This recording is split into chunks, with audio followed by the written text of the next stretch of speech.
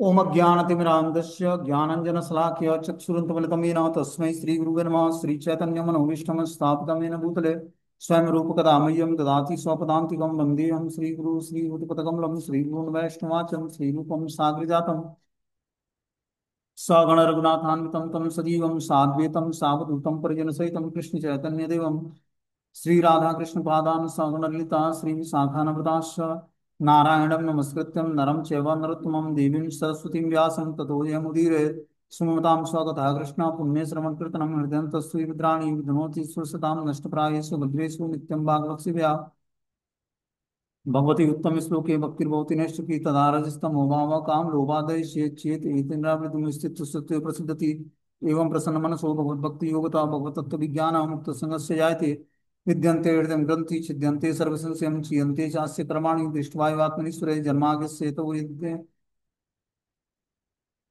धर्मपूजितो कैटप्पो अनत्रो परमो निर्मत्सराणां सतां वेद्यं वास्त्रमत्र वस्तु सुतं तापत्रयमूलम् सच्चिदानंद रूपाय विश्व उत्पत्ति हेतवे तापत्रय विनाशाय श्रीकृष्णाय वयं नमः। संसार सागरे मग्नं दीनं मा करुणानिधि कर्म ग्राहकृतांगं मामुद्ध भवाड्वा श्रीमद्भागवतमाख्यानं प्रत्यक्षं कृष्णे स्वीकृतोऽस्मयानाथं मुक्त्यर्थं भवसागरे मनोरथो मदीयं सकलं सुगतातिं निर्विघ्नेनैव कर्तव्यं दासोऽहं तं केशवं सुखरूपं प्रबोधज्ञं सर्वशास्त्रं विशारदम् एतत् कथा प्रकाशेन मध्याह्नाविनाशय भवे भवे यथा भक्ति पादोस्तव जायते तथा कृष्ण देवेश नाथस्तु वेतम प्रभु नाम संकीर्तनम यस्य सर्व पाप प्रणाशनम प्रणामो दुख शमनम तम नमामि हरि परम आराध्यो भगवान ब्रजेशतनियो तद्धाम वृंदावनम रम्या काचित उपासना भृगवतु गर्गिनाया कल्पिता श्रीमद्भागवतम प्रमाण अमलम प्रेमोपवार्थो महान श्री चैतन्य महाप्रभु मदमिदम तत्रादरो ना प्र हे कृष्ण करुणा सिंधु दीनबंधु जगत्पते गोपेश गोपिका कांत राधा कांत नमस्ते तप्त कांचन गौरांगे श्री राधे वृंदावनेश्वरी विस्मानुसुते देवी प्रणमामि हरिप्रिय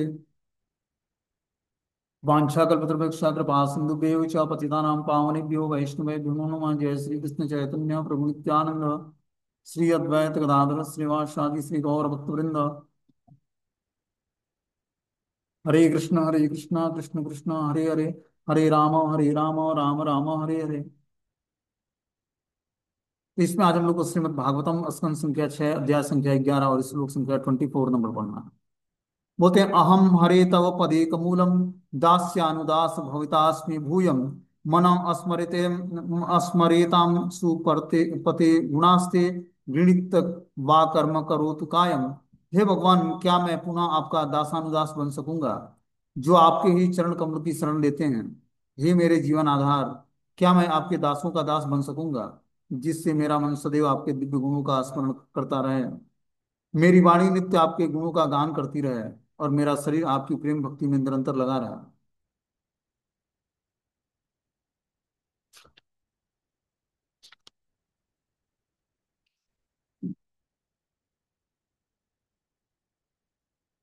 बता रहे हैं कि इस श्लोक में भक्ति में जीवन का सार दिया गया है। पहले मनुष्य को भगवान के दासानुदास बनना पड़ता है। श्री चैतन्य महाप्रभु ने यही उपदेश दिया कि अपना उदाहरण प्रस्तुत करते हुए दिखाया कि जीवात्मा को सदैव गोपियों के पालक श्री कृष्ण के दास बनने की आकांक्षा करनी चाहिए। गोपी भर्तुपद कमलियो दास दासानुदास, इसका अर्थ यह हुआ कि मनुष्य को चाहिए कि ऐसे गुरु स्वीकार करे जो गुरु परंपरा से संबद्ध हो और भगवान के दासों का भी दास हो सके। उसी के निर्देश में वह अपनी तीन संपत्ति अर्थात मन वाणी और शरीर को लगाए, गुरु के आदेशानुसार शरीर को शारीरिक कार्यों में लगाए, मन कृष्ण के विषय में निरंतर सोचे और अपनी वाणी से भगवान के यश के प्रचार में लगाए। यदि मनुष्य इस प्रकार से भगवान की प्रेमा भक्ति करता है तो उसका जीवन सार्थक हो जाएगा। तो यहाँ पर बता रहे हैं कि जो है इस श्लोक में भक्ति में जीवन का सार दिया होगा। भक्ति में जीवन का सार क्या है कि हम भगवान के दासानुदास बना, मतलब दासों के दास 100 टाइम दासानुसार दास जब हम पद को स्वीकार करेंगे तब भगवान की कृपा होगी। बता रहे हैं कि भगवान चैतन्य महाप्रभु ने यही उपदेश दिया है कि अपना उदाहरण प्रस्तुत करते दिखाया कि जीवात्मा को सदैव गोपियों के पालक श्री कृष्ण के दास बनने की आकांक्षा करनी चाहिए। इसका अर्थ यह होगा कि मनुष्य को चाहिए कि ऐसे गुरु स्वीकार करे जो गुरु परंपरा से संबद्ध हो और भगवान के दास का भी दास हो। उसी के निर्देश में वो अपनी तीन संपत्ति अर्थात मन वाणी और शरीर को लगाए, गुरु के आदेशानुसार शरीर की शारीरिक शरीर को शारीरिक कार्यों में लगाए, मन कृष्ण के विषय में निरंतर सोचने और अपनी वाणी को भगवान के यश के प्रचार में लगाए। यदि मनुष्य इस प्रकार से मनसा वाचा कर्मणा कर्म करता है तो भगवान की प्रेमा भक्ति करता है, उसका जीवन सार्थक हो जाएगा। तो हमें मन वचन और कर्म से हमेशा जो है कृष्ण की सेवा करेंगे तो हम धीरे धीरे जो है भगवान की प्रेमा भक्ति को करने की योग्यता आ जाएगी और इस प्रकार जीवन सार्थक हो जाएगा। आगे इसमें बता रहे हैं 25वें श्लोक में, न नाकपृष्ठ न च पारमिष्ठम न सार्वभौमम न रसाधिपत्यम न योगी सिद्धि न पुनर्भवम वा समज्जसम त्वा विरहय कांक्षते। हे समस्त सौभाग्य के स्रोत भगवान, मुझे न तो ध्रुव लोक में, न स्वर्ग में, न ब्रह्म लोक में सुख भोगने की इच्छा है, न ही मैं समस्त भूलोक और अधोलोकों का सर्वोच्च अधिपति बनना चाहता हूँ। मैं योग शक्ति का स्वामी भी नहीं बनना चाहता, न ही आपके चरण कमलों को त्याग कर मोक्ष की कामना करता हूँ। देखो, ये प्रार्थना कौन करता है? ये प्रार्थना जो है वृतासुर करता है। क्या? हे समस्त सौभाग्य के स्रोत भगवान, आप समस्त सौभाग्य देने वाले हैं। मुझे न तो ध्रुव लोक चाहिए, न स्वर्ग, और न ही ब्रह्म लोक का सुख भोगने की इच्छा है, न ही मैं इस समस्त लोकों भू लोकों तथा अधलोकों का सर्वोच्च अधिपति बनना चाहता हूँ। मैं योग शक्तियों का स्वामी भी नहीं बनना चाहता, न ही आपके चरण कमलों को त्याग कर मोक्ष की कामना करता हूँ। बोलते हैं शुद्ध भक्त कभी भी भगवान की दिव्य प्रेममयी सेवा करके भौतिक सौभाग्य की इच्छा नहीं करता। भगवान की भक्ति करके हमें भौतिक सौभाग्य भगवान से नहीं मांगना। बोलते हैं शुद्ध भक्त कभी भी भगवान की दिव्य प्रेममयी सेवा करके भौतिक सौभाग्य की इच्छा नहीं करता है। वह तो भगवान और उनके पार्षदों की निरंतर संगति में रहकर भगवान की प्रेममयी सेवा में लगा रहना चाहता है, कि मैं निरंतर भगवान की प्रेममयी सेवा कुछ कर पाऊं, इस प्रयास में लगा रहता है। जैसा कि पिछले श्लोक में वर्णन हुआ है, दासानुदासो भवितास्मि, इसकी पुष्टि नरोत्तम दास ठाकुर ने की है कि तादेरा चरण से भी भक्त संगेवास जन्म जन्म हिया यही अभिलाष। कि निरंतर हे प्रभु, शुद्ध भक्त की यही अभिलाषा होती है कि वो भक्तों की संगत में रहकर भगवान और उनके दासानुदासों की सेवा करता रहे। तो शुद्ध भक्त जो होते हैं भगवान की, उनकी मात्र एक ही अभिलाषा होती है कि मैं निरंतर भगवान की कि दासानुदास की सेवा करता रहूं। बोलते आजात पक्षा इव मातरम खगा अस्तनय यथा वत्स वत्स तराम सुधारताम प्रिय प्रियव व्यूषितम विषण्मा मनो अरविंदाक्षम दीक्षते त्वाम। हे कमल नयन बात हुई क्या भगवान, कुछ? जैसे मुझे क्या अब तक मुझे अपने काम का मतलब है, मैं कहीं उनका जाऊं क्या? और तुझे नहीं पता? कहीं का पूछो सजा का। हे कमल नयन भगवान, जैसे पक्षियों के पंख विहीन बच्चे अपनी माँ के लौटने और खिलाने जाने की प्रतीक्षा करते हैं, जैसे रस्सियों से बंधे छोटे छोटे बछड़े गाय दुहे जाने की प्रतीक्षा करते रहते हैं जिससे उनकी अपनी माता दूध पिलाने को मिले, जैसे वियोगिनी पत्नी घर से दूर बसे अपने प्रवासी पति के लौटने और सभी प्रकार से तुष्ट किए जाने के लिए लालायित रहती है, उसी प्रकार से मैं आपकी प्रत्यक्ष सेवा करने के अवसर पाने के लिए सदैव उत्कंठित रहता हूँ। देखो क्या बोल रहे हैं पितासुर, कि हे कमलनयन भगवान, जैसे पक्षियों के पंख विहीन बच्चे, जैसे पक्षियों के पंख विहीन बच्चे मतलब जिनके अभी पंख नहीं उगे हैं, वो बच्चे क्या होते हैं, अपनी माता के लौटने और खिलाने जाने की प्रतीक्षा करते हैं कि माता लौटेगी और हमें अन्न खिलाएगी अपने मुंह से। जैसे रस्सियों में बंधे बछड़े क्या होता है, गाय दुह जाने की प्रतीक्षा करते हैं कि कब माता आएगी और हमें दूध पिलाएगी। जैसे वियोगिनी स्त्री अपने प्रवासी पति के लौटने और सभी प्रकार से तुष्ट करने के लिए लालायित रहती है, उसी प्रकार से मैं आपकी प्रत्यक्ष सेवा करने के अवसर पाने के लिए सदैव उत्कंठित हूँ प्रभु। बोलते हैं शुद्ध भक्त की अभिलाषा रहती है कि वो स्वयं भगवान के निकट पहुंचकर उनकी सेवा करे। यहाँ पर जो उदाहरण दिया गया है वह सर्वथा उपयुक्त है। पक्षी के छोटे छोटे बच्चे तब तक संतुष्ट नहीं होते जब तक उनकी माँ स्वयं आकर उन्हें दाना नहीं खिलाती है। एक बछड़ा तब तक प्रसन्न नहीं होता जब तक उसे अपनी माँ के थन का दूध पीने को नहीं दिया जाता, तथा पतिव्रता पत्नी जिसका पति विदेश गया हो तब तक प्रसन्न नहीं होती जब तक अपने प्रिय पति से उसका मिलन नहीं हो जाता। उसी तरह वृतासुर बता रहे हैं कि हे प्रभु, आपकी प्रत्यक्ष सेवा करने का अवसर पाने के लिए मैं सदैव उत्कंठित हूँ कि मैं आपकी कुछ प्रत्यक्ष सेवा कर पाऊँ। बोलते हैं माँ उत्तम श्लोक जनेषु सख्यम संसार चक्रे भमतम स्वकर्म भी तन्माया आत्म जराद गेहस्वम आसक्ति चित्तस्य नवनाथ भूयात्। हे भगवान, हे स्वामी, मैं अपने सकाम कर्मों के फलस्वरूप इस पूरे भौतिक जगत में घूम रहा हूँ। मैं आपके पवित्र और प्रबुद्ध भक्तों की संगति की खोज में हूँ। आपकी बहिरंगा शक्ति अर्थात माया के प्रभाव से अपनी पत्नी, शरीर, संतान और घर के प्रति मेरी आसक्ति बनी हुई है। किंतु मैं अब और अधिक आसक्त नहीं बने बने रहना चाहता हूँ। मेरा मन, मेरी चेतना और मेरा सर्वस्व आपके ही प्रति आसक्त रहे। तो प्रार्थनाओं के अंतिम श्लोक में बोलते हैं कि हे भगवान, हे स्वामी, मैं अपने सकाम कर्मों के फलस्वरूप इस पूरे भौतिक जगत में घूम रहा हूँ। जब तक व्यक्ति के अंदर सकाम कर्म करेगा और सकाम कर्मों की इच्छा बनाए रखेगा, तब तक भौतिक जगत से उसको छुटकारा नहीं मिलना।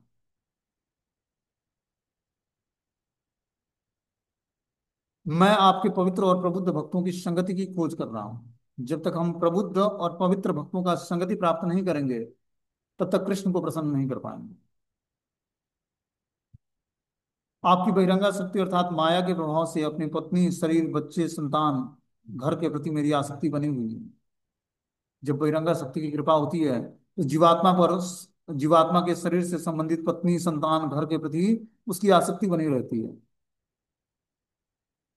मैं अब और अधिक आसक्त नहीं बने रहना चाहता। मेरा मन, मेरी चेतना और मेरा सर्वस्व आपके प्रति आसक्त रहे।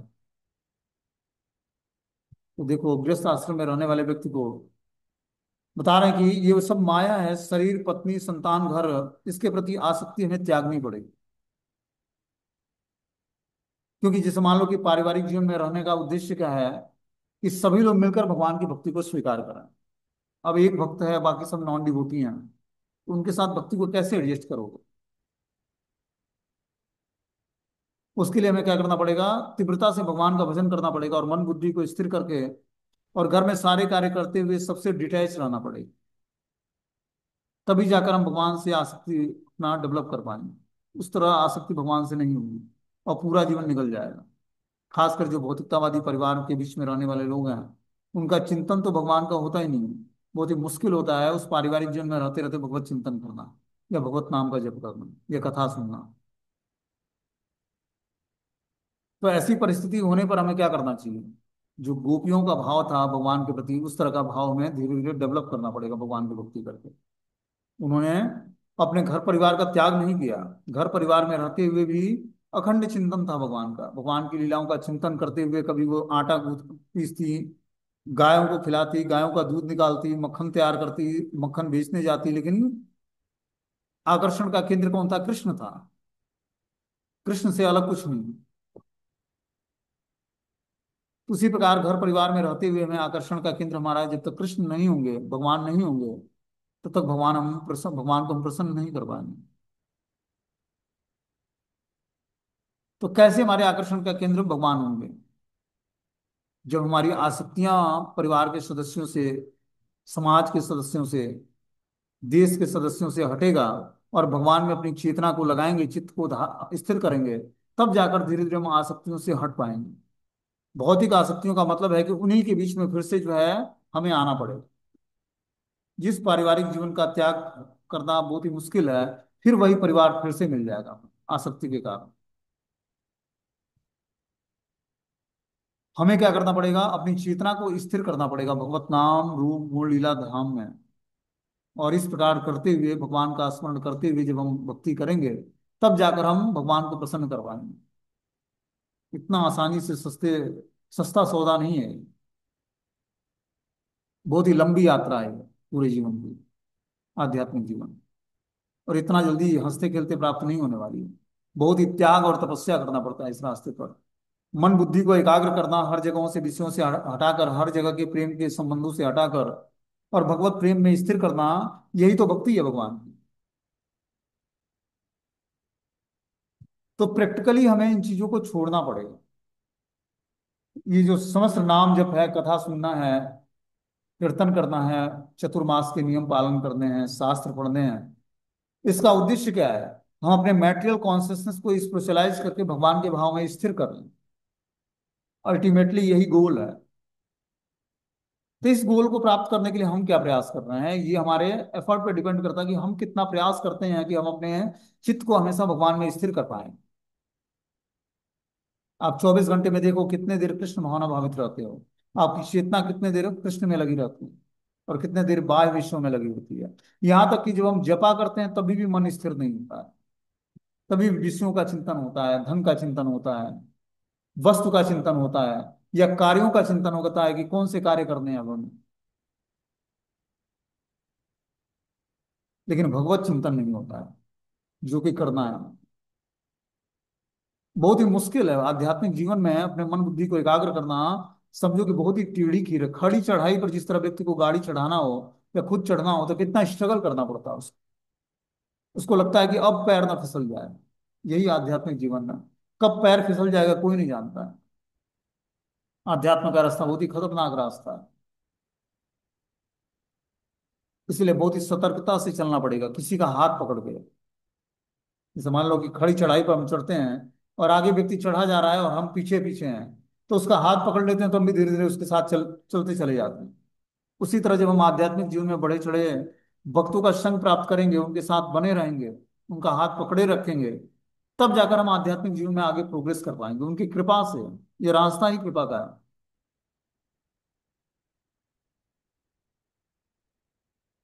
अपनी शक्ति और बुद्धि और अपने बलबूते आध्यात्मिक जीवन में प्रोग्रेस नहीं होता है। आध्यात्मिक जीवन में प्रोग्रेस होता है आचार्य परंपरा की कृपा से, गुरु परंपरा की कृपा से। वो कृपा हमें तभी मिलेगी जब हम गुरु परंपरा के आदेश का ऐज चीज पालन करें। ध्यान पूर्वक नाम जप करना है, 4 नियमों का पालन करना है, शास्त्रों को गंभीरता से पढ़ना है, भगवत कथा को सुनना है, भगवत प्रसाद खाना है, एकादशी जैसे उपवासों को रखना है, भगवान के विग्रहों को प्रणाम करना है। ये सब जब एक्टिविटी हम करते हैं तब धीरे धीरे हमारे जीवन में आध्यात्मिक वातावरण क्रिएट होता है। कुछ नहीं, जब टाइम मिले तब मोबाइल में अपना भगवान का प्रणाम मंत्र रखा, प्रणाम मंत्र दोहराना शुरू कर दिए। फेसबुक व्हाट्सएप देखने से बढ़िया है कि प्रणाम मंत्र या भगवत गीता के श्लोक कुछ फोन में रखे रहें और उसको जब टाइम मिले तब पढ़ते रहें। या कुछ स्टोरी ऐसी है जो भागवतम की है या भगवत गीता की है, उसको भी हम अपने फोन में रख सकते हैं, पीडीएफ डाउनलोड कर सकते हैं। और जब जहाँ इच्छा हो या जब जहाँ टाइम मिले 10 मिनट 15 मिनट उसको पढ़ें, उस पर चिंतन करें, तब जाकर धीरे धीरे चेतना हमारी शुद्ध होगी। जब हम भगवान को दिखाएंगे हे प्रभु हम आपकी भक्ति करने के लिए बहुत ही सीरियस हैं, तब भगवान अपना सीरियसनेस दिखाएंगे हम। उस तरह नहीं, उस तरह हमें स्वीकार नहीं करेंगे कृष्ण। हमें सीरियसनेस दिखाना पड़ेगा भगवान से, तब जाकर भगवान की कृपा होगी हम पर। तो इस प्रकार ये छठे स्कंद का जो है 11वां अध्याय वृतासुर के दिव्य गुण का वर्णन जो है समाप्त हो जाता है। अब आगे जो है वृतासुर की यशस्वी मृत्यु, इसका हम लोग बस स्टोरी सुनेंगे संक्षिप्त रूप में, और कल से इसका डिफिनेशन हम मतलब विस्तार से वर्णन हम लोग सुनेंगे। बोलते हैं वृतासुर की यशस्वी मृत्यु का टाइटल है अध्याय 12। इस अध्याय में बताया गया कि किस प्रकार स्वर्ग के राजा इंद्र ने बहुत अनिच्छा पूर्वक वृतासुर का वध कर दिया। इंद्र की इच्छा नहीं थी। अब वो इंद्र जान गया था कि मेरे वज्र के प्रहार से ये मरेगा और भगवत धाम को प्राप्त कर लेगा। तो इंद्र ना तो स्वर्ग देना चाहता है ना भगवत धाम किसी को जाने देना चाहता है। देवताओं के राजा हैं इंद्र, लेकिन उनमें भी ईर्ष्या द्वेष की भावना होती है। तो वो नहीं चाहते थे कि मैं वृतासुर का वध करूं। अनिच्छा पूर्वक वृतासुर का वध किया उन्होंने, क्योंकि भगवान की इच्छा थी। कब उनकी अनिच्छा हुई? जब वो जान गए कि इस दधीची की हड्डी से बने हुए वस्त्र से अस्त्र से इसको अवध करने पर ये भगवत धाम को चला जाए। तब उनके अंदर ये अनिच्छा जागृत हुई कि मैं वृतासुर का वध नहीं कर सकता, ये तो भगवत धाम चला जाएगा। बातें कर चुकने के बाद वृतासुर ने अत्यंत क्रोध के साथ इंद्र पर अपना त्रिशूल चलाया, किंतु इंद्र ने उसके त्रिशूल के कई गुना अपना शक्तिशाली वज्र चलाकर त्रिशूल को खंड खंड कर दिया। वृतासुर की एक भुजा काट ली। फिर वृतासुर ने एक ही भुजा से इंद्र को अपने लोहे के परिघ से प्रहार किया, जिससे इंद्र के हाथ से वज्र छूट गया। इस पर इंद्र अत्यधिक लज्जित हुआ और उसने भूमि पर अपना वज्र नहीं उठाया, भूमि से अपना वज्र नहीं उठाया। किंतु वृतासुर ने इंद्र को प्रोत्साहित किया कि वह वज्र उठाकर पुनः युद्ध करे। तब वृतासुर ने इंद्र को उपदेश देते हुए कहा, इस प्रकार कहा। वृतासुर ने इंद्र को उपदेश दिया क्या दिया कि पूर्ण पुरुषोत्तम भगवान ही विजय और पराजय के कारण है। मूर्ख तथा धूर्त यह नहीं जानते कि परमेश्वर ही समस्त कारणों के कारण है, और इस प्रकार विजय या पराजय का श्रेय स्वयं लेना चाहते हैं, किंतु वास्तव में प्रत्येक वस्तु परमेश्वर के अधीन है। इनके अतिरिक्त अन्य कोई स्वतंत्र नहीं है। पुरुष तथा प्रकृति भगवान के ही अधीन है, क्योंकि उन्हीं के निरीक्षण में सुचारू रूप से सब कुछ घटित होता है। प्रत्येक कार्य में परमेश्वर का हाथ न देखने से मूर्ख अपने को ही प्रत्येक वस्तु का शासक या नियामक मान लेता है, किंतु जब उसे ज्ञान होता है कि असली नियामक श्री भगवान है, तो वह समस्त दुख सुख भय और अपवित्रता की प्रासंगिकताओं से मुक्त हो जाता है। इस प्रकार इंद्र और वृतासुर में लड़ाई ही नहीं हुई, वरना दार्शनिक वार्ता भी हुई। इसके बाद वे फिर से लड़ने लगे। इस बार इंद्र अधिक शक्तिशाली था और उसने वृतासुर की दूसरी भुजा भी काट ली। तब वृतासुर ने भीमकाय रूप धारण किया और इंद्र को निगल लिया, किंतु वृतासुर के पेट में भी इंद्र अपने आप को नारायण कवच नामक मंत्र से सुरक्षित रखा था। इस प्रकार वह वृतासुर के पेट से बाहर आया और अपने शक्तिशाली वज्र से उसका सिर धड़ से अलग कर दिया। उस असुर का सिर काटने में पूरा 1 वर्ष लग गया। तो यही इस अध्याय की समरी है। अब इस अध्याय में हम लोग इसका डिफिनेशन जो है कल विस्तार से पढ़ेंगे कि वृतासुर का अंत कैसे होता है। ठीक है, हरे कृष्ण।